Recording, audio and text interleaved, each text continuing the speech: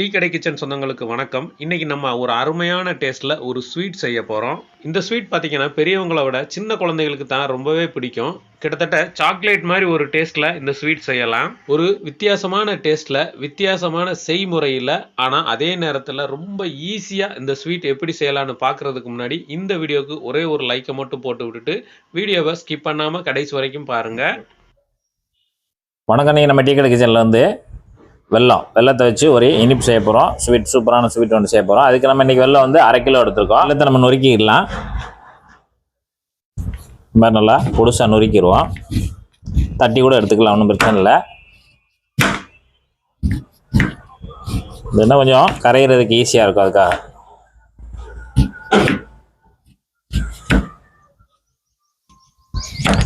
இப்போ நம்ம வந்து நொறுக்கி வச்சுருக்க வெள்ளத்தை வந்து காய்ச்ச போகிறோம். காய்ச்சறதுக்கு ஒரு பாத்திரத்தில் 50 ml தண்ணி மட்டும் சேர்த்து இப்போ அடுப்பு பற்ற வச்சு தண்ணி சூடாகிக்கிட்டு இருக்கு. சூடாகிட்டு இருக்க நேரத்தில் நம்ம இங்கே 1/2 கிலோ வெல்லம் நல்லா நொறுக்கி வச்சுருக்கோம். அதை உள்ளே சேர்த்து இப்போ தண்ணி வந்து நம்ம கரையிறதுக்கு மட்டும் தான் சேர்த்துருக்கோம். அதனால் இந்த வெல்லம் அப்படியே கரையட்டும், வடிகட்டுறதுக்காக. இப்போ வெல்லம் வந்து நல்லா கரைஞ்சி வரட்டும், கட்டி இல்லாமல் கரைஞ்சி வரட்டும். அது வரைக்கும் மீடியமான சூட்லேயும் நம்ம அதை கரைச்சி எடுத்துடலாம்.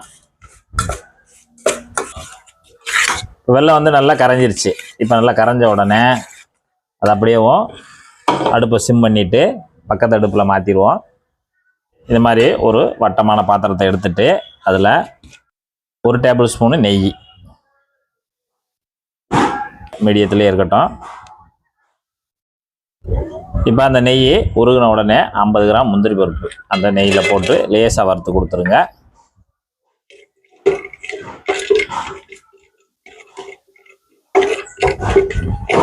அந்த நெய்யில் வந்து லேசாக வறுத்தா போதும். முந்திரி பருப்பு ரொம்பையும் சவக்க வேண்டாம், ரொம்பையும் கருக்க வேண்டாம். இந்த அளவுக்கு லேசாக வறுத்த பிறகு அது அப்படியே நம்ம வெல்லம் பக்கத்து அடுப்பில் காய்ச்சி வச்சுருக்கோம்ல, அந்த வெல்லத்தை இந்த மாதிரி சல்லடையில் வடிகட்டிடணும். எல்லாத்தையும் வடிகட்டி விட்டுருங்க.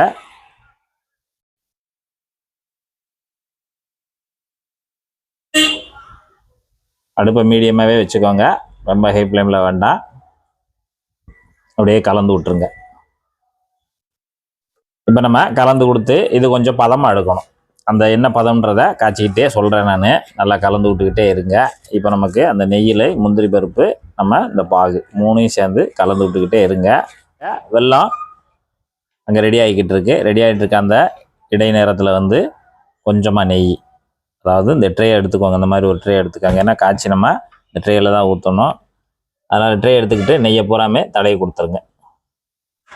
இப்போ வந்து ட்ரேயில் நல்லா நெய்யை தடவி வச்சாச்சு. அப்படியே இருக்கட்டும். நம்ம அப்புறம் இந்த பக்குவத்தை ரெடி பண்ணிவிட்டு அப்புறம் நம்ம இதில் ஊற்றுற மாதிரி இருக்குது. இப்போ நமக்கு வந்து பாகு கொதிச்சு ஒரு 3 நிமிஷம் ஆச்சு. 3 நிமிஷம் ஆனோடனே ஏலக்காய் ஒரு 4 ஏலக்காய் எடுத்து, அதோட அரிசி தான் இது, அந்த அரிசியை நம்ம இதில் சேர்த்துடலாம். நீங்கள் பொடியாக இருந்தால் கூட ஒரு 1/4 டீஸ்பூன் போல் சேர்த்துக்கோங்க. இது சுக்குப்பொடி ஒரு 1/2 டீஸ்பூன் சுக்குப்பொடி, அதை லேசாக அதில் தூவி விட்டுருங்க. அவ்வளோதான். நல்லா கிண்டி கொடுத்துருங்க. இந்த ஏலக்காவும் இந்த சுக்கும் ஒரு நல்ல மணமாக வாசமாக இருக்கும், அதுக்கு தான் சேர்த்துருக்கோம். இது இன்றைக்கி ஒரு வெல்லத்தை வச்சே ஒரு ஸ்வீட் இனிப்பு. இப்போ நம்ம மீடியமான ஹீட்டில் ஒரு 5 நிமிஷம் நல்லா கொதித்து வந்துக்கிட்டு இருக்கு. இன்னும் பதம் வரல. நல்லா கிண்டி கொடுத்துக்கிட்டே இருங்க.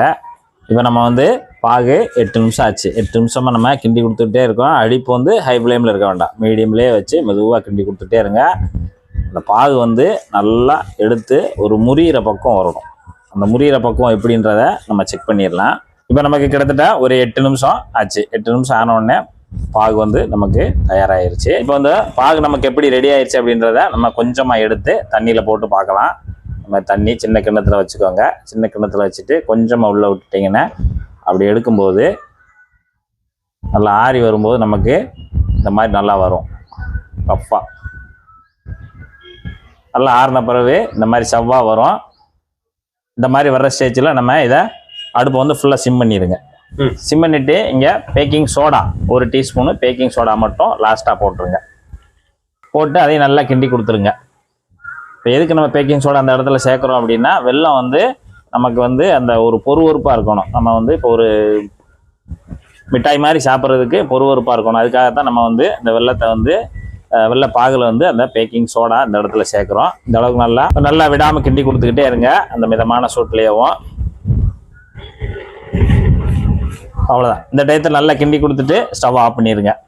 ஸ்டவ் ஆஃப் பண்ணிவிட்டு இப்போ நம்ம ட்ரேயில் நெய் தடவி வச்சுருக்கோம்ல, அந்த ட்ரேயில் அப்படியே எல்லாத்தையும் மாற்றிடுங்க. இந்த மாதிரி வரணும் கெட்டியாக.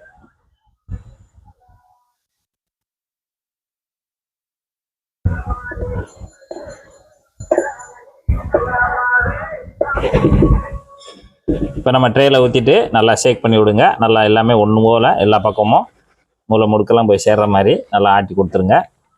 இப்போ நம்ம வந்து பாகை தட்டில் ஊற்றியாச்சு. அப்படியும் பெருஞ்சீரகம் ஒரு டீஸ்பூன் போல் எடுத்துகிட்டு லேசாக அப்படி மேலே பரவலாக தூவி விடுங்க.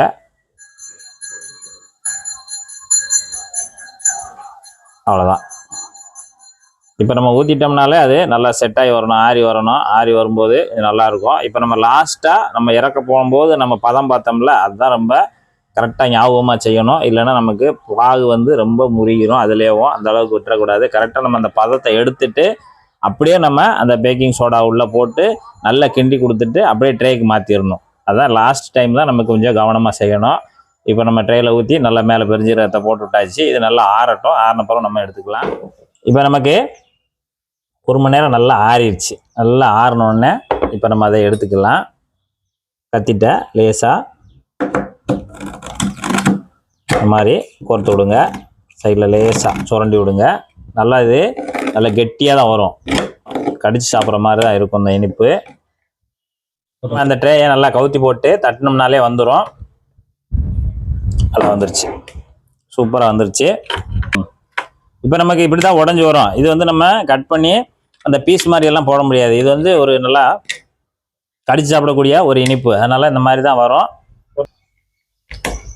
இந்த மாதிரி இருக்கும் நல்லா. அது எதுக்கு நம்ம அந்த பேக்கிங் சோடா சேர்த்தோம்ல, அந்த பேக்கிங் சோடா சேர்க்கும் போது தான் நமக்கு இந்த மாதிரி பபுள்ஸ் இந்த மாதிரி நல்லா கொஞ்சம் உயரமாகவும் வரும். அது வந்து சாப்பிடும்போது நம்ம கடிச்சு சாப்பிடும்போது நல்லா சாக்லேட் மாதிரி வரும். இந்த மாதிரி ஒடிச்சு வரும். அருமையாக இருக்கும். இது வந்து நம்ம பொதுவாக கடையில் வந்து சாக்லேட் பிள்ளைகள் வாங்கி சாப்பிடுவாங்க. அவங்களுக்கு வந்து இந்த மாதிரி நம்ம செஞ்சு கொடுத்துட்டோம்னா அந்த சாக்லேட்டை தவிர்க்கிறதுக்கு இந்த மாதிரி ஒரு நம்ம இனிப்பாக ரெடி பண்ணி கொடுத்துடலாம். இன்றைக்கி நம்ம டீ கடை கிச்சனில் வந்து நல்ல ஒரு வெள்ளத்தை வச்சு சூப்பரான ஒரு ஸ்வீட் அருமையாக தயாராகிருக்கு.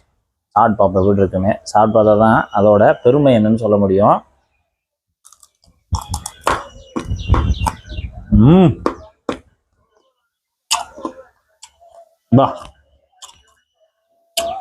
அருமையாக இருக்குது. நாக்கை வச்சு சுவைச்சும் சாப்பிட்லாம், நல்லா கடிச்சும் சாப்பிட்லாம். நல்லா அருமையாக இருக்குது. அப்படியே தூவி விட்டுருக்க பெருஞ்சீரகம் இதெல்லாம் கண்டிப்பாக பெருஞ்சீரகத்தோடு நீங்கள் கண்டிப்பாக சாப்பிடணும். ஆனால் தான் அந்த ஒரு டேஸ்ட் நல்லா மிக்ஸ் பண்ணி சாப்பிடும்போது வித்தியாசமாக இருக்குது, நல்லா அருமையாக இருக்குது. இது போல் இனிப்பு நீங்கள் சாப்பிட்ருப்பீங்களான்னு தெரியல. ஆனால் இது மாதிரி ஒரு தடவையாவது நீங்கள் ட்ரை பண்ணி செய்து சாப்பிட்டு பார்த்துட்டு அதோட டேஸ்ட்டு சுவை எப்படின்றத நம்ம கமெண்டில் சொல்லுங்கள். நன்றி, வணக்கம்.